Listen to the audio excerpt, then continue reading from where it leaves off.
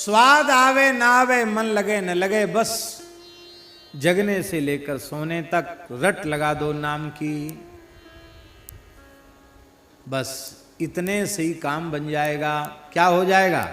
अब ध्यान दें, जैसे ही नाम का स्वाद आने लग जाएगा कि नाम अखंड हो जाएगा। अब देखो, वैखरी से नाम जपते जपते, रटते रटते, जपते जपते, अधिक संख्या में लगातार जपेंगे तो जपते जपते फिर ये मध्यमा वाग जागृत हो जाएगी, जो कंठ कुबर में स्थित वाणी है, मध्यमा वाणी जागृत हो जाएगी, मध्यमा वाग जागृत हो जाएगी। और फिर जब मध्यमा से नाम जप होने लग जाएगा तो भाव समाधि में, प्रेम समाधि में, पश्यंती में नाम जप होने लग जाएगा। और जब परा में, परा वाणी में नाम प्रतिष्ठित हो जाएगा, 4 प्रकार की वाणियां हैं, परा, पश्यंती, मध्यमा, वैखरी। वैखरी से नाम लेते ही और फिर क्रमशः मध्यमा, पश्यंती और परा तक नाम पहुंच जाएगा। और जब परा तक नाम पहुंच जाएगा तो महाराज जी रोम रोम से करोड़ों करोड़ों नाम एक साथ प्रकट होने लग जाएंगे। और फिर चाहे सोते रहो, जगते रहो, खाते रहो, पीते रहो, किसी भी अवस्था में शरीर रहे, आधे क्षण के लिए भी नाम रुकेगा नहीं, नाम का विराम नहीं होगा। यह है निरंतर भगवान की स्मृति, यह है भक्ति योग। तो भक्ति योग की जो परिभाषा हमारे आचार्यों ने दी है, तैल धारावत अखंड अविच्छिन्न भाव से भगवान नाम रूप गुण लीला की अखंड स्मृति, इसका नाम भक्ति है। अब भक्ति, राम नाम से भक्ति योग अपने आप आ गया कि नहीं? पहले तो पात्रता नहीं थी, पर केवल जिह्वा से राम राम किया तो धीरे धीरे राम नाम महाराज की कृपा से भक्ति योग हमें प्राप्त हो गया। फिर सब समझ में आ गया, आत्मा अनात्मा का विवेक हो गया, शरीर संसार से पूर्ण वैराग्य हो गया। और जब वैराग्य हो गया तो वृत्ति की चंचलता समाप्त हो गई, वृत्ति पूरी तरह अंतर्मुख हो गई, आत्मानुसंधान हो गया, आत्म साक्षात्कार हो गया, स्वरूप में अवस्थिति हो गई, आत्मै वेदम सर्वम, इस भाव में हम पहुंच गए, शरीर संसार का ध्यास मिट गया। तो केवल राम नाम से भक्ति योग की सिद्धि हो गई, न चाहते हुए भी, और न चाहते हुए भी राम नाम से ज्ञान योग की सिद्धि हो गई। और भैया राम नाम जीवन में प्रतिष्ठित है तो वर्ण धर्म, आश्रम धर्म सब अपने आप आ जाएंगे भीतर। क्योंकि हनुमान नाटक में हनुमान जी कहते, बीजम धर्मद्रुमस्य, निष्काम कर्मयोग की सिद्धि भी हो गई। और राम राम नहीं किया तो न ज्ञान योग सिद्ध होगा, न भक्ति योग सिद्ध होगा, न कर्म योग सिद्ध होगा। इसलिए गोस्वामी जी ने कहा, एक ही साधन सब रिद्धि सिद्धि साधि रे, ग्रसे कलि रोग जोग संयम समाधि रे। कलिकाल रूपी रोग ने सारे साधनों को ग्रस लिया है। इसलिए भलो जो है पोच जो है, दाहिनो जो बाम रे, राम नाम ही सो अंत सब ही को काम रे, राम नाम ही सो अंत सब ही को काम रे। हमारे महाराज जी के परम श्रद्धेय और प्रिय मित्र श्री हरे राम बाबा जी, उनके जीवन की एक घटना है। वो जयपुर में थे, एक बगीची में थे। तो महात्मा बड़े विलक्षण ही थे वो। गर्मी का समय था, कोई आता तो बाबा कहते, बाबा सेवा, बच्चा एक तोतले बोलते थे, एक मट्टा ले आ, मट्टा, मटका, एक मट्टा ले आ, पानी भरा हुआ मटका ले आ। तो हर व्यक्ति से वो पानी भरा हुआ मटका मंगाते। तो हम कम समझते हैं, कम 40-50 पानी भरे मटके। उस समय पानी भी उतना ज़्यादा सुलभ नहीं था। और उन सब मटकों के बीच में ही अपना टाट बिछा के आसन लगा के रखते चारों ओर मटका और बीच में उनका अपना आसन, और अपने चाहे नहाना हो चाहे कुल्ला करना हो सब उसी मटके के ठंडे पानी से बढ़िया। और कोई आ जाए प्यासा तो उसमें से पानी भी पिला देते। तो एक महात्मा आते थे ब्रह्मचारी जी, तो वो उधर से निकलते तो गर्मी तो थी, थोड़ी देर वहाँ बाबा के पास बैठ जाते और बाबा जल पिएंगे तो बाबा उनको ठंडा बढ़िया मटका का जल पिलाते। गर्मी का समय था। पता नहीं क्या हुआ, एक दिन उनको ब्रह्मचारी जी को मन में कोई ऐसी बात आई और उन्होंने कहा, बाबा एक बात हम आपसे पूछें, बुरा तो नहीं मानोगे? नहीं नहीं ब्रह्मचारी जी क्यों बुरा मानेंगे, पूछो। बोले हम अब पानी तो आपके यहाँ बहुत दिन से पी रहे हैं, पूछ नहीं पाए आपसे, आप किस जाति के हो?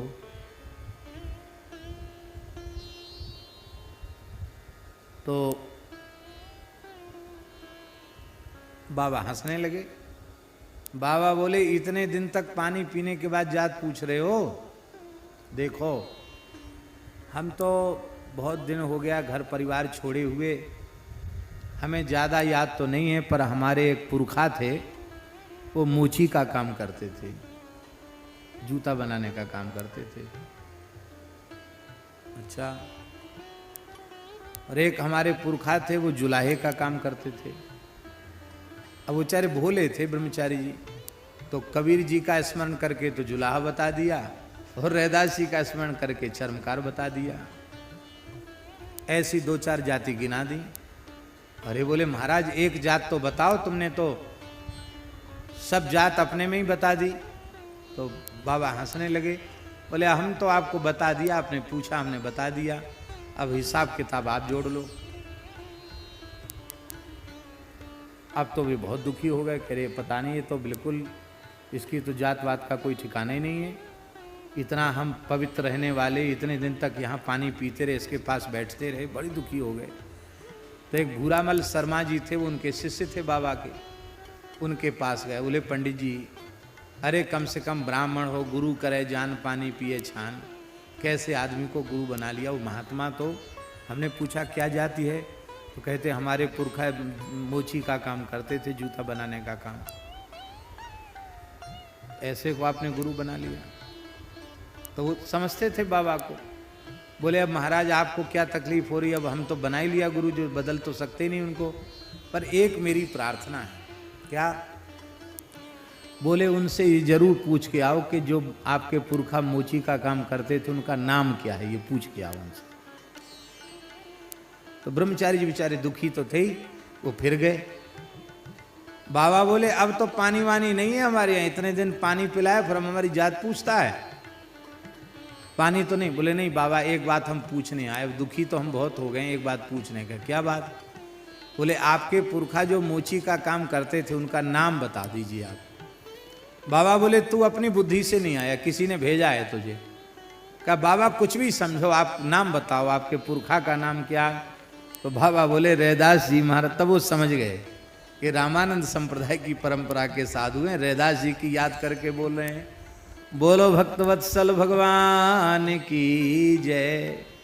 भलो जो है, आप चाहे जितने बड़े आचारी विचारी भले से भले बने रहें, बाबा ने कहा ब्रह्मचारी जी ये जो कुछ आप करते हो सब बिल्कुल ठीक है, करना ही चाहिए, लेकिन कल्याण तो राम नाम जपने से होगा, इसलिए सब करो पर अनन्य भाव से चलते फिरते राम नाम का जप करो, क्योंकि भलो जो है पोच जो है, भले से भला हो, खूब धर्मनिष्ठ हो, खूब आचार विचार वाला हो, लेकिन राम राम नहीं करता है तो कल्याण में संदेह ही बना रहेगा। पोच जो है, पोच माने सबसे अधिक नीच व्यक्ति, निम्न से नीच, नीच से नीच है, बुरा से बुरा है, उल्टा है, सीधा है, कैसा भी है, उल्टा सीधा है, बुरे से बुरा है, अच्छे से अच्छा है, कैसा भी जीव क्यों न हो, काम तो अंत में राम नाम से ही बनेगा। राम नाम ही सो अंत सब ही को काम रे। अंत में सबका काम राम नाम से ही बनने वाला है। अरे भाई अंत में कब बनेगा? जब आज से अभी से लेना आरंभ कर दोगे तो अंत में भी राम नाम की स्मृति आएगी, नहीं तो नहीं आएगी। एक अघोरी था, अघोरी जानते ना, मसान सिद्ध करने वाले, एक अघोरी था।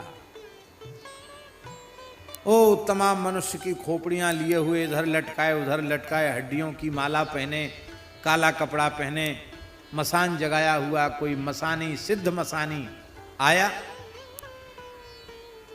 और गोस्वामी तुलसीदास जी महाराज 80 घाट वाराणसी में जहाँ विराजते थे वहाँ बैठे थे। वहाँ से वो अघोरी निकला। इस तरह के सिद्ध बहुत हैं बनारस में। निकला, खप्पर हाथ में लिए था, बार बार आलक आलक आलक आलक ऐसे बोल रहा था। गोस्वामी जी आंख बंद करके बड़े प्रेम से श्री सीताराम श्री सीताराम श्री सीताराम जप रहे थे। जब उन्हें विक्षेप हुआ तो उन्होंने नेत्र खोले, वो अलग अलग चिल्लाता हुआ दिखाई पड़ा। गोस्वामी जी का हृदय करुणा से भर आया और श्री गोस्वामी जी ने कहा, बड़ा प्यारा दोहा है गोस्वामी जी का, हम लख हम ही हमार लख, हम लख हम ही हमार लख, हम हमार के बीच तुलसी अलख ही कालख है, राम नाम जप नीच। तुलसी अलख ही कालख है, राम नाम जप नीच। महाराज जी एक नाम जापक संत की वाणी श्रवण करते ही उस तामसी अघोरी के जीवन में इतना बड़ा परिवर्तन आया। सारे महाराज कपड़ा लत्ता हड्डी फड्डी सब उठा के गंगा जी में पटक दी और राम नाम जपते जपते सिद्ध हो गया। तो भलो जो है पूछ जो है, दाहिनो जो बामरे। एक अघोरी था,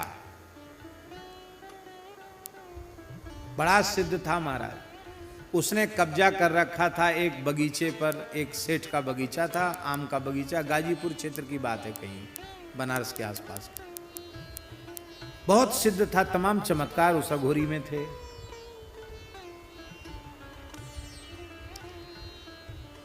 इच्छा होती तो पके हुए आम किसी को देता नहीं, डर के मारे कौन घुसता उसके यहाँ। चमत्कार बहुत थे उसके पास। हरे राम बाबा उसी के यहाँ जाके रुक गए। बोले गुरु भाई देख ऐसा है, अब रोटी वोटी कौन खाए, इतने बढ़िया बढ़िया आम टपक रहे हैं, टपका आम, गिरे हुए आम, हम तो यहीं रहेंगे गुरु भाई, और बस कुछ चाहिए नहीं तुमसे। गंगा जी का जल भर लाएंगे मटका में और बस उसी में आम ठंडे कर करके चूसते रहेंगे, राम राम करते रहेंगे। तो बाबा का उसका अघोरी का प्रेम हो गया, रह गए। बाबा बोले कि तुम मसान सिद्ध करते हो, भूत प्रेत आते? बोले हाँ आते तो हैं। तो बाबा बोले हमको दिखाओ। बोले हाँ दिखाएंगे। तो एक बार कोई ऐसी अमावस्या तिथि आई तो मसान में कहा तो इतनी दूर बैठ के तुम देखना। बाबा कहते मैंने अपनी आंखों से देखा। उस मसान वाले ने, सिद्ध ने क्या किया, कोई व्यक्ति मुर्दा जला के गया था, उसकी आँच थी, उस आँच में गंगा जी का जल एक मटका में भरा और उसको मुर्दा की आंच पर उसको गरम किया, उसी में थोड़ा चावल छोड़ा, उसी में गुड़ छोड़ा और मीठा भात बनाया और मंत्र बोल बोल कर जैसे पत्तल परोसता तो महाराज भयंकर भयंकर प्रेत प्रकट हो जाते, भूत प्रेत चुड़ैल आदि, और सब बैठ के खाने लग गए मीठा भात। बाबा ने आंखों से देखी भूतों की पंगत और वो सब खाने लगे और सब बड़े प्रसन्न हो रहे थे भूत वगैरह, और ये कुछ माला फेर के जपने लग गया। बाबा तो कौतुकी थे। बाबा ने सोचा कि हम भूत बन के जाएं, देखें हमको पहचानता है कि नहीं। तो पास में बाबा की कोठरी थी, वहाँ सफ़ेद कपड़ा तो बाबा पहनते ही थे। तो एक सफ़ेद धोती पैर के अंगूठा से ऊपर तक ऐसे बांध के और एक बांस हाथ में पकड़ के उसमें एक धोती बांस में बांध ली और चीखते चिल्लाते हुए ऐसे करके बाबा पहुंचे। वो भजन कर रहा था, उसने देखा, वो तो डर गया, इकट्ठे डर गया कि कोई प्रेत है। तो उसने मंत्र प्रयोग किए, लेकिन वो बाबा के ऊपर कहाँ है कुछ चलने वाला। बाबा तो पहुंच गए, तो बोले कि कौन हो तुम? मैं प्रेतराज हूं, इस श्मशान का मालिक हूं। तुमने सबको खिलाया, मेरा अपमान किया। बोले अब तुम खा लो। सबका जूठा खाऊंगा मैं, अब मैं ये मीठा भात नहीं खाऊंगा, तुझे ही कच्चा चबा जाऊंगा। ऐसे करके बाबा ने बांस हिलाया, वो महाराज भगा। बाबा पीछे से भगे, उसके दौड़े, मारा नहीं बाबा ने, बांस जोर का पटका बगल में, बेहोश होके गिर गया। तो बाबा उसको उठा के लाए, उसकी कोठरी तक उठा के लाए, बगीचे तक। थोड़ी देर में होश आया, बाबा ने अपना वेशभूषा उतार दी। बोले तो क्या हुआ गुरु भाई?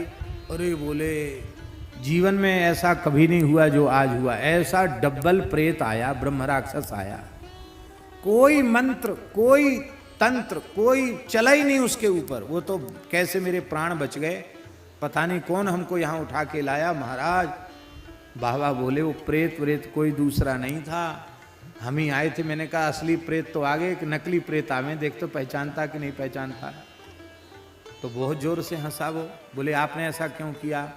बाबा बोले देखो, भूत प्रेत की सेवा करते हो, मरोगे तो भूत प्रेत बन जाओगे। अब लोगों को ये तंत्र मंत्र मारण मोहन उच्चाटन करते ये सब छोड़ दो, अब राम राम करो। महाराज उसका जीवन बदल गया, वो राम राम जपने लग गया। बोले हाँ अब समझ में आ गई बाबा, राम राम करेंगे। कहीं चले जाओ भैया, अंत में काम तो राम नाम से बनेगा। हम ये नहीं कहते कि अघोर पंथ में अघोरी भी एक से एक सिद्ध होते हैं, पर उनके वह आचरण सबके लिए अनुकरणीय नहीं है। एक किनाराम बाबा नाम के महान सिद्ध थे बनारस में, अघोर आचार्य श्री किनाराम बाबा, बड़े सिद्ध पुरुष थे। वो महाराज वेशभूषा से अघोरी थे, पर वे भगवान श्री राम के अनन्य भक्त थे, निरंतर राम नाम का जप करते रहते थे।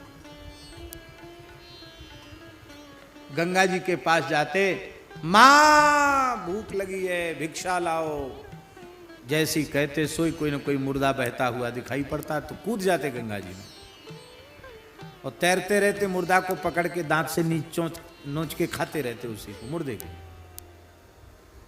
काशी महाराज घूम रहे थे, दिखाई पड़ गए, हे राजा बच्चा प्रसाद लेगा, ले प्रसाद। इतना लोथड़ा निकाल के फेंका। अब इतने बड़े सिद्ध मना करें तो क्या करें, कैसे करें? ऐसे ही उन्होंने अपना दुपट्टा किया, तो पूरा दुपट्टा मेवा मिश्री अखरोट बादाम हरी हरी इलायची इस सब से भर गया पूरा दुपट्टा। ऐसे सिद्ध थे महाराज। एक जगह उन्होंने मंदिर बनाया किनाराम बाबा ने, हनुमान जी का मंदिर, अभी भी है वो, बनारस के आसपास की बात। तो महात्मा लोग जानते हैं हनुमान जी का मंदिर कैसे बनाते। एक चबूतरा बना दिया, हनुमान जी रख दिए, महावीरी लगा दी, फिर कोई भगत आएगा तो फिर वो दीवाल उठवा देगा, कोई भगत आएगा तो छत डलवा देगा, ऐसी कोई किवाड़ लगा देगा, ऐसे धीरे धीरे मंदिर बन जाता। महात्माओं के ऐसे ही काम होते हैं। तो दीवाल तो उठ गई, पटाव के लिए मिस्त्री आ गए, लेकिन जिस व्यक्ति ने पत्थर और गाटर लकड़ी देने के लिए कहा था वो व्यक्ति आया ही नहीं। मजदूर बोले बाबा हमारा तो दिन बेकार हो गया। बाबा बोले कोई बात नहीं, गैया के गोबर के कंडा तो हैं, छाया करनी, हनुमान जी को छाया कर देते हैं। तो ऐसी पुरानी धुरानी लकड़ी उस पर बिछवा दी और ऊपर से कंडों से उसकी छत कंडों से छाया कर दी। बोले तुम्हारा काम हो गया, मजदूरी ले और जाओ।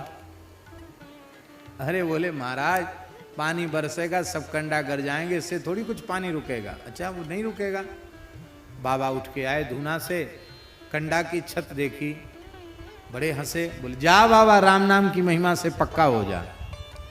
जैसी का राम नाम की महिमा से पक्का हो जा, महाराज कंडे की छत पक्की छत बन गई। आज भी वो पक्की छत वाला मंदिर है, लेंटर बन गया महाराज, उस जमाने की बात।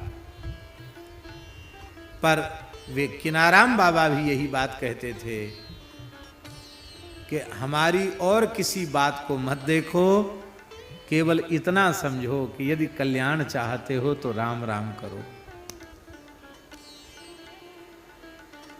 धन्य है भारतवर्ष की पवित्र परंपरा, जहां मरने के बाद भी लोग कीर्तन करते, राम नाम सत्य है, गोपाल नाम सत्य है, सत्य बोलो गत्य है, क्योंकि राम नाम ही सो अंत सब ही को काम रे। अंत में काम तो राम नाम ही आएगा। जग नभ बाटिका रही है फल फूली रे।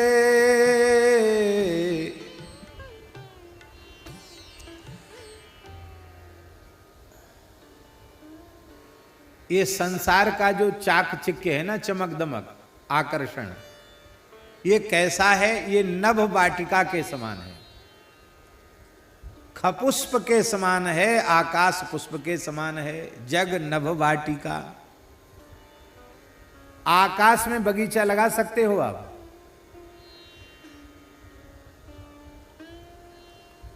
बेला, चमेली, जूही, तुलसी, ये सब आकाश में लगा सकते हो आप? फूल खिला सकते हो? नहीं खिला सकते।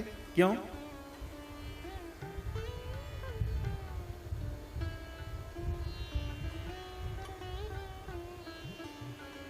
गोस्वामी जी ने उदाहरण दिया है, राम भजन बिन मिटही की कामा, थल विहीन तरु कबहू की जामा। जब तक थल नहीं होगा, स्थल नहीं होगा, भूमि नहीं होगी, मिट्टी नहीं होगी, तो आप बगीचा कैसे लगाएंगे? बगीचा बिना मिट्टी के नहीं लग सकता। जैसे आकाश का बगीचा केवल कोरी कल्पना मात्र है, ऐसे ही जगत का यह चाकचिक्य कोरी कल्पना मात्र है, कुछ नहीं है। ये कैसा है जो फलता फूलता संसार? ये कैसा है?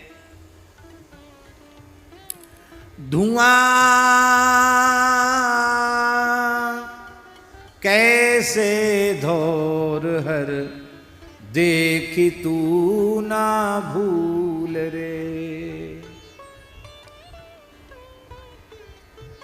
गीला और इधर उधर का कचरा वचड़ा सब इकट्ठा करके और आग लगाई जाती है। देखा होगा आपने, दीपावली में पहले लोग गांव में सब सफाई करते थे तो एक जगह कचरा का ढेर करके फिर उसमें आग लगा देते। तो जब आग लगाई जाए तो धुआं, जब धुआं के गुब्बारे ऊपर आकाश में उठते हैं तो उसमें आकृति जैसी बन जाती है धुआं की।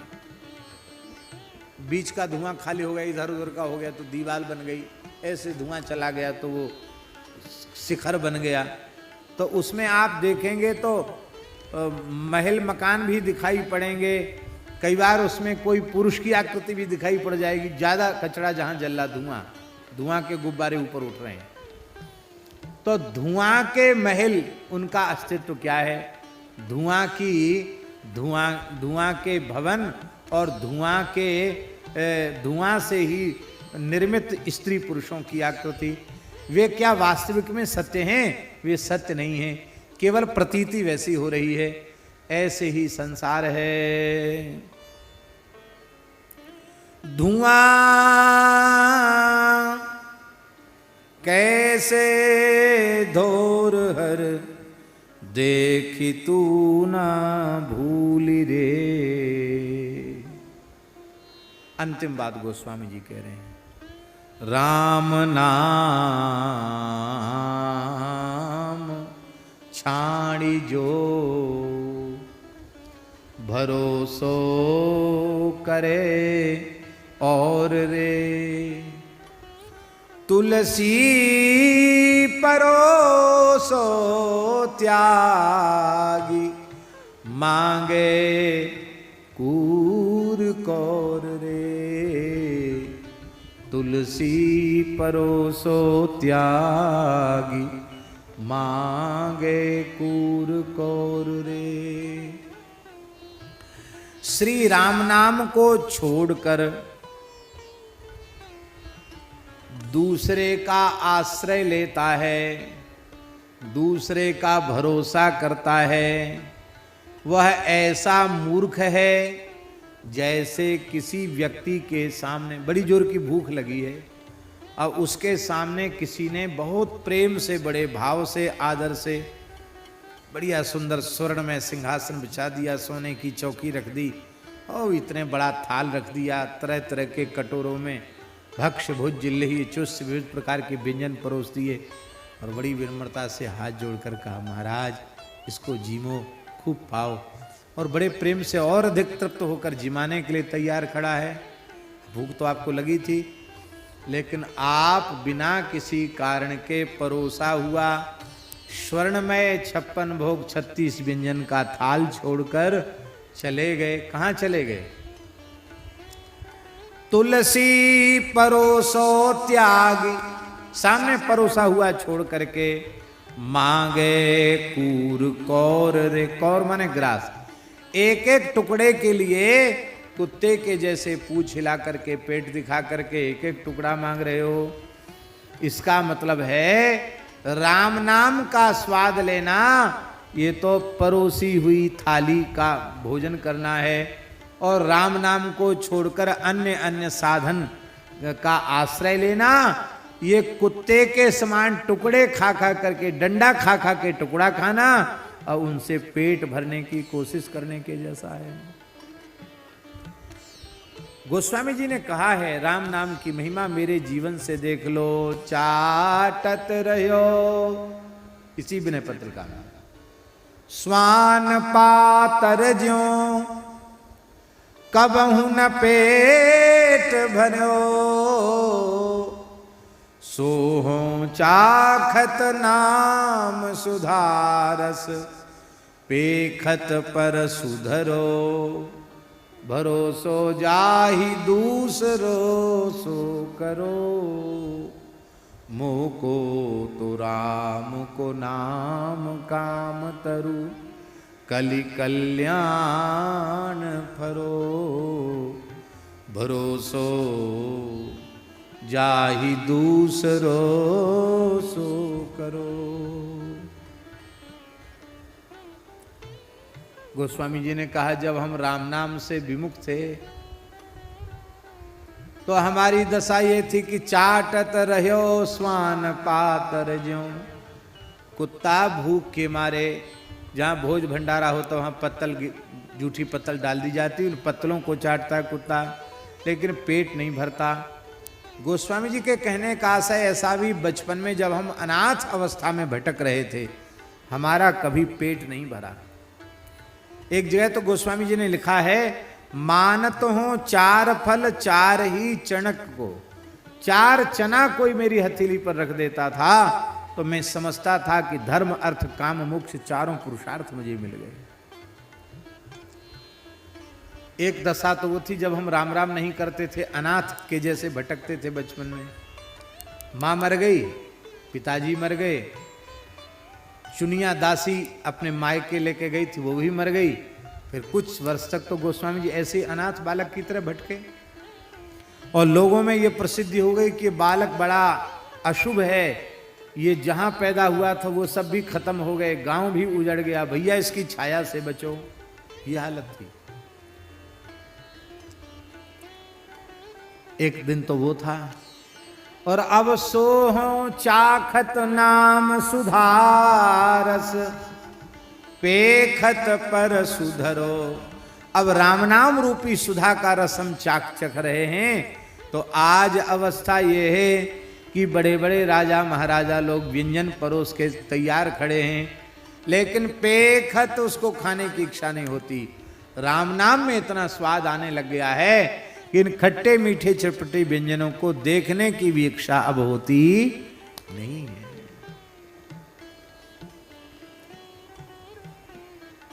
इसलिए भैया अनन्य भाव से श्री राम नाम का आश्रय लो। श्री राम जय राम जय जय राम श्री राम, जय राम जय जय राम, श्री राम जय राम, जय जय राम, श्री राम जय राम, जय जय राम, श्री राम जय राम, जय जय राम, श्री राम जय राम, जय जय राम, श्री राम जय राम, जय जय राम, श्री राम जय राम, जय जय